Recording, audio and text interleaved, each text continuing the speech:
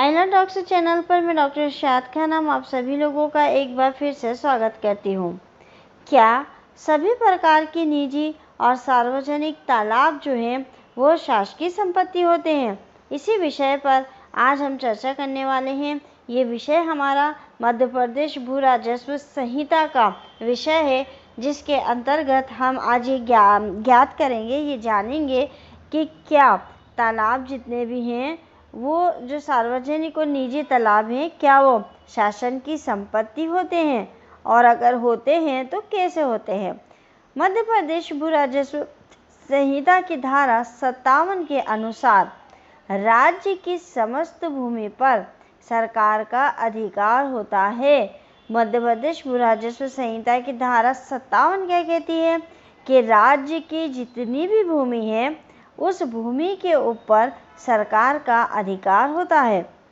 सरकार उन भूमियों को कभी भी अपने अधीन कर सकती है, लेकिन कुछ ऐसी भूमि जो वाजिबुल अर्ज या छूट पाने वाली यानी कि निस्तार पत्रक में वो शामिल होती है या जो वाजिबुल अर्ज के अधिकार में सम्मिलित है, उनको छोड़कर दो ऐसी प्रॉपर्टी जो वाजिबुल अर्जी की हो या निस्तार पत्रक द्वारा छूट पाने वाली प्रॉपर्टी हो, ऐसी प्रॉपर्टी को छोड़कर समस्त प्रॉपर्टी जो है वो सरकार की होती है। सरकार जब चाहे इस प्रॉपर्टी को ले सकती है। धारा 57 में तालाबों को शामिल नहीं किया गया था।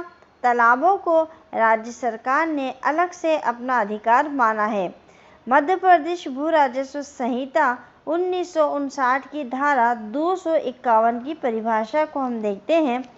ऐसी समस्त भूमि जो भूमि पट्टे से मुक्त हो, वे तालाब वाली समस्त भूमि 6 अप्रैल 1959 के बाद सरकार में निहित होगी।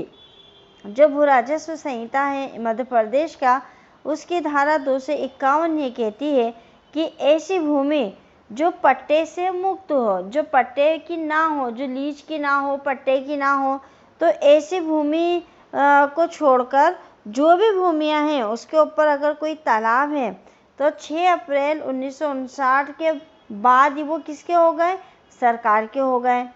कौन सा तालाब राज्य में निहित नहीं होगा?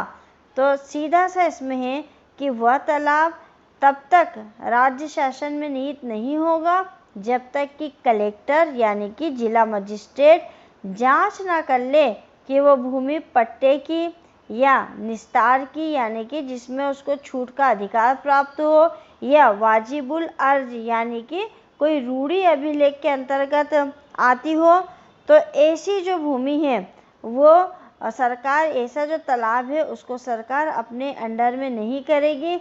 तो इसकी जांच कौन करेगा? कलेक्टर करेगा, जिला मजिस्ट्रेट करेगा, और वो ये देखेगा कि जिस तालाब पे राज्य सरकार कब्जा करना चाहती है, अपने अंडर लेना चाहती है, वो कौन सी भूमि, वो तालाब या भूमि कौन सी ना हो? पट्टे की ना हो, निस्तार यानी कि छूट के अधिकार वाली ना हो, वाजिबुल अर्ज यानी कि रूढ़ी अभिलेख के अंतर्गत नहीं आती हो।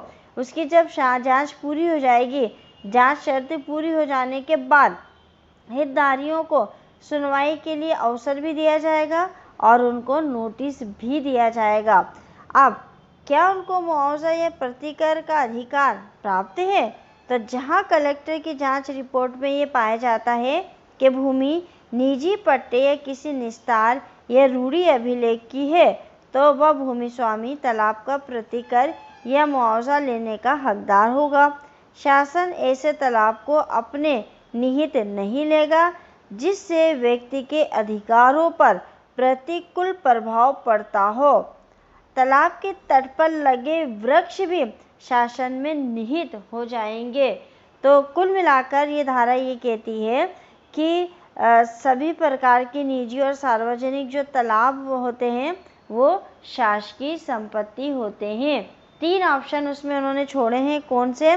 पहला उन्होंने छोड़ा था निस्तार वाला, दूसरा वाजिबुल अर्ज वाला, और ऐसी भूमि जिसको की छूट प्राप्त हो। तो ऐसी भूमि को छोड़कर बाकी सब को भूमि हो चाहे तालाब हो, उसको राज्य सरकार अपने अंडर में ले सकती है। ये वीडियो आपके लिए कितना उपयोगी था हमें कमेंट्स करके बताइएगा। कमेंट्स के साथ साथ लाइक करिए, शेयर करिए। मिलेंगे अगले वीडियो में एक नए विषय के साथ।